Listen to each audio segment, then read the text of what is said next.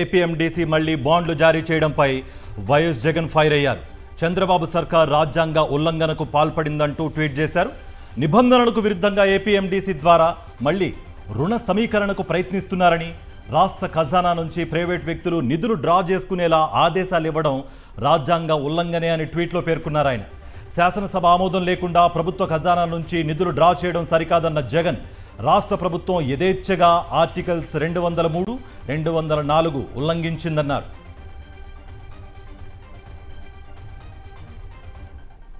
APMDC భవిష్యత్ ఆదాయాలను private వ్యక్తుల చేతిలో పెట్టడం చట్ట ఉల్లంఘనే అని ట్వీట్లో రాసుకొచ్చారాయన. చంద్రబాబు 191,000 కోట్ల విలువైన ఖనిజ సంపదను ప్రైవేట్ వ్యక్తులకు తాకట్టు పెట్టారని, ఇది రాష్ట్ర ప్రజలను తీవ్రంగా మోసం చేయడమే అని మండిపడ్డారు.